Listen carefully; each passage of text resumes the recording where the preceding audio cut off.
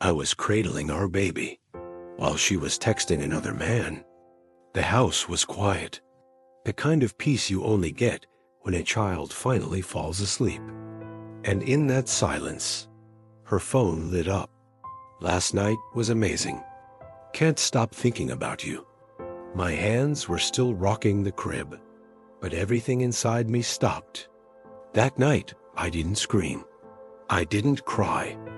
I just stared at the woman who gave me a child and gave her body to someone else. Have you ever been betrayed while holding what you love most? They say the best lies hide inside perfect moments. And for a while, I thought we were living one. No, we didn't have the Instagram perfect life. We weren't rich. We didn't vacation in Europe, or go wine tasting, or take selfies in matching sweaters. But we had something else. We had 3 a.m. noodle nights. We had stupid inside jokes that made no sense to anyone but us. We had quiet Sunday mornings, her feet on my lap, reruns playing in the background. We had us. I remember the day she found out she was pregnant. She didn't cry. She laughed, and then I cried. Because somehow, the universe thought I was worthy of being someone's father. We celebrated with grocery store cake and sparkling water, because we were too broke for champagne, but too excited to care. From that day on, I became obsessed with protecting them. I read every baby book, took every prenatal class, rubbed her back when she couldn't sleep, cooked her weird cravings without complaint. Pickles and chocolate? Sure. Hot Cheetos dipped in yogurt? Why not? I wasn't just going to be a dad. I was going to be the best one. At night, I'd place my hand on her belly and whisper, "Hey, little one, it's me. Your dad. Can't wait to meet you." Sometimes she'd smile. Sometimes she'd cry. Sometimes we both did. I even got a second job, not because she asked, but because I wanted to give our baby everything I never had. She used to call me her anchor, her safe place. She'd fall asleep on my chest and mumble, "Promise me we'll never become strangers." And I meant it when I said, never. When our son was born, everything else faded. The bills, the stress, the noise. All I could see was this tiny human with my eyes and her nose. And her. She looked exhausted, but happy. She held him like she'd found her purpose. We took turns doing night feeds, though I'd always wake up first. Every time he cried, I'd jump up, not because I had to, but because I wanted to. I'd rock him to sleep while humming her favorite songs. Sometimes I'd catch her standing in the doorway, watching us with that half smile. She once told me, "I never thought I'd have this. A real family, a man who shows up." And I believed her. I believed every word, because love, to me, wasn't grand gestures. It was staying, choosing, every damn day. But somewhere along the way, the choosing stopped. First, it was the longer showers. Then, the late-night work calls. Then came the locked phone, the silence after dinner, the forced smiles, the missing hugs. I thought she was tired, overwhelmed, maybe even struggling with postpartum emotions. I gave her space, more time, more patience. But what I didn't realize was that while I was fighting to keep us whole, she was texting someone else, bit by bit, letting go of the life we built. She didn't need space. She needed an alibi. At first, I blamed the exhaustion. Late nights, endless feedings, newborn chaos. It was normal, right? She didn't laugh as much, didn't touch me as often, started sleeping with her back turned. I told myself, she's just tired. But tired people don't suddenly change their passwords. They don't carry their phones into the bathroom or turn them face down during dinner. and they sure as hell don't smile at their screen. Like they're 16 again. I asked her once jokingly, "Who's got you grinning like that?" She looked up, blinked, and said, "No one." I wanted to believe her. God, I wanted to believe her. But that's the thing about love. It makes you stupid until it makes you sick. One night, I walked into the nursery. She was supposed to be changing the baby, but instead, she was leaning against the crib, texting, smiling. I didn't say anything. I just walked over and asked, "Need help?" She jumped, like I caught her doing something she wasn't supposed to. "Just texting Sarah," she said quickly. "You know, from yoga class." Funny, I didn't even know she still went to yoga. Then there was the smell. New cologne. Not mine. It clung to her hoodie one night when she came home late from errands. She said she bumped into an old college friend. They grabbed coffee. I asked which friend. She paused, then said, "You don't know him." Him. But the final crack? It came on a Sunday. I was washing bottles at the sink. She was sitting at the kitchen table, phone in hand. And then she laughed. Not a chuckle. Not a "that's cute" kind of laugh. A full-blown giggle. The kind she used to give me. Then she whispered into the phone, "Stop. You'll get me in trouble."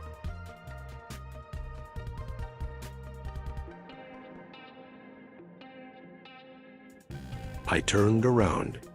She froze, ended the call, dropped the phone like it burned. "Who was that?" I asked. "Nobody," she said. But the screen hadn't locked yet, and I saw the name. Brian. My cousin, my best man, the guy who toasted us at our wedding and cried harder than I did. That Brian.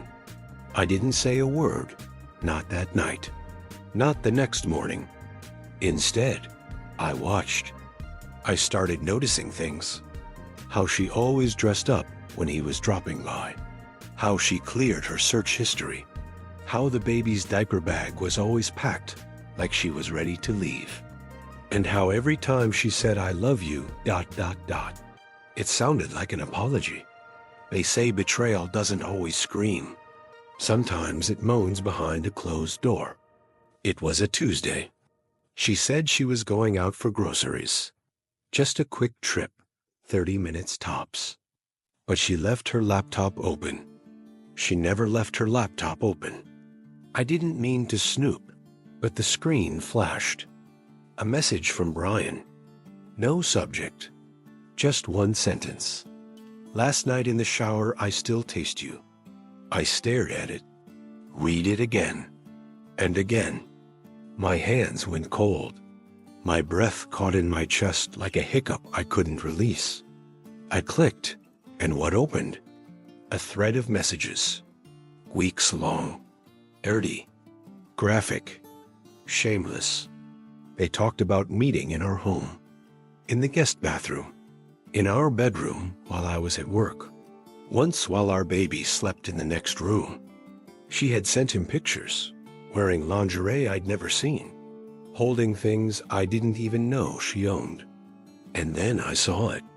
"Got more of those pills? The ones that make it intense?" He replied, "Of course. Anything for my naughty girl." They weren't just cheating. They were playing, turning our home into their fantasy land, using our towels, our sheets, even our baby oil. Not for the baby, but for them. She joked about how clueless I was, how I still made her breakfast like a puppy. "Poor thing," she wrote. "He thinks love is washing dishes and rubbing my back." He responded, "Let him. It keeps you rested for me." That's when something broke in me. Not just anger, not just pain. Humiliation. The kind that seeps into your bones and stays. I wasn't just cheated on. I was mocked. Turned into a joke.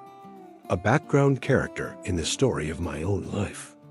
I slammed the laptop shut, then opened it again. I screenshotted everything, emailed it to myself, because I knew if I confronted her too soon, she'd find a way to gaslight me again. No, this time, I'd make sure the truth had teeth. That night, I didn't eat, didn't speak, just stared at her across the table as she scrolled her phone and made cooing noises at our son. I wanted to scream. I wanted to throw the laptop in her face. But instead, I watched her. Her painted nails, the fresh perfume, the way she touched her lips while smiling at a text. And all I could think was, you touched him with those hands? I didn't scream. I didn't throw anything. I didn't ask why. Because deep down, I already knew. The next morning, I made her favorite breakfast, pancakes, blueberries, extra syrup. She blinked, confused. Wow, what's the occasion? I smiled, just felt like doing something nice. She sat down, still scrolling, still texting. I poured her coffee, watched her sip it. Then I placed my phone on the table, unlocked, opened to her messages with Brian. She froze.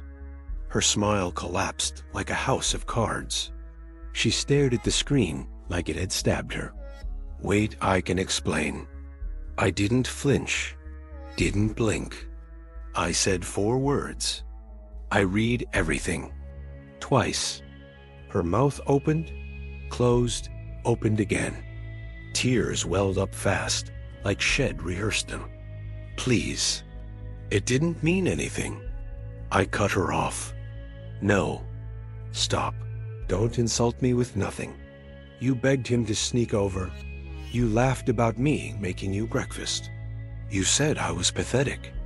She started sobbing, but it was too late. Because I had already grieved this marriage, alone, in silence. On the night, I found out what she'd done in our shower. You cheated, I said, but that's not what broke me. She looked up. I continued. What broke me was realizing you used me to make yourself feel clean.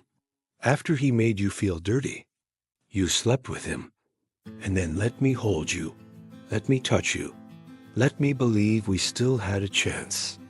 Her face turned red. She tried reaching for my hand. I pulled back like she was fire. Then I dropped the final blow. I told Brian to come over. Her eyes widened. What? Yeah. He'll be here in 10 minutes. I figured since you two are so close, we should all have a little chat. She lost it, started begging, crying, saying it was a mistake, a phase, that she loves me. But love doesn't lie for weeks, doesn't use secret pills to spice up an affair, doesn't risk a family for 5 minutes of thrill. Love shows up. She didn't.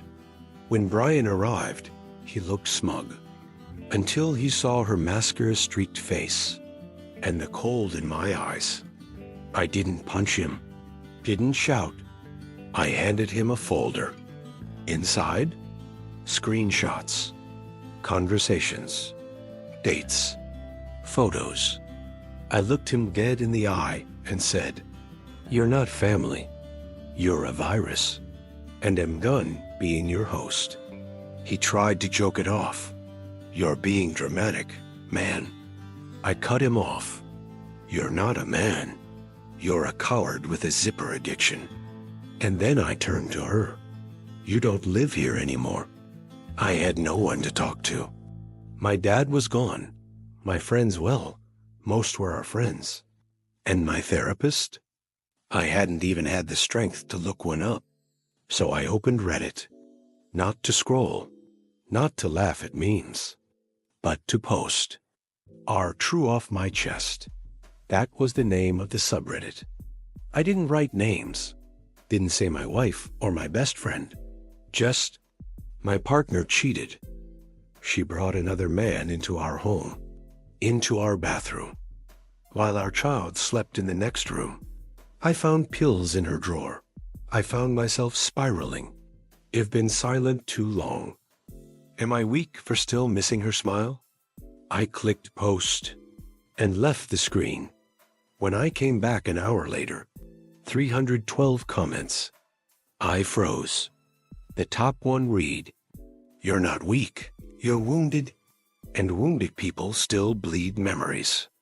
Another said, "She didn't just cheat on you, she disrespected your soul. You don't owe her healing. You owe it to yourself." Another, "I've been there. 2 years ago, I walked in on my fiancé with my brother. I'm remarried now. Stronger. You will be too." And one that made me cry, "You're not broken. You're just cracked enough for the light to get in."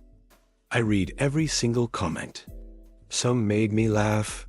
Some made me cry so hard I couldn't breathe. But all of them did one thing. They made me feel human again. The next morning, I woke up earlier than usual. I didn't check her texts, didn't replay old conversations in my head. Instead, I brewed my coffee, opened my laptop, and wrote a reply. "Thank you. You don't know me. But last night, you saved me." That post didn't fix everything, but it did something my wife never did. It listened. Without judgment, it stayed. Without lies, it believed me before I believed in myself again. A week after I posted on Reddit, I received a message. Not from a stranger, but from someone I hadn't spoken to in a long time. "Sophie, we used to be close. My best friend in college. My safe place for life got complicated. Shed moved away. We lost touch." But she saw the post, recognized my writing, messaged me just 4 words. "Was that you, James?" I froze, then replied, "Yeah, it was." She didn't ask for gossip, didn't say, "I knew she was bad news." She just said, "I read every word," and I cried. We talked for hours, for days, about everything, the silence, the shame, the pain of watching someone you love someone else. She told me about her own divorce, how she stayed in a loveless marriage because she thought being chosen once meant being stuck forever. We didn't flirt. We didn't jump into what-ifs. We held space for each other. And in that quiet space, something shifted. For the first time in months, I laughed. For real. She made coffee feel like comfort. She made silence feel like safety. Meanwhile, I heard whispers. My ex-wife's affair? It ended. He cheated on her too. With someone younger, someone wilder. She tried to chase him, but he ghosted her. No goodbye, no closure. Then came the text from my ex-sister-in-law. "Your ex is moving out. Mile kicked her out. She's crying, says she lost everything." I didn't reply, not because I was bitter, but because I was finally free. Free from chasing closure, free from needing apologies, free to walk toward a new kind of love, one built on truth, on scars that weren't hidden, but held gently. Sophie said to me one night, "You deserve better, and now that you know that, better has a chance to find you." I didn't know where this would lead. I didn't rush it.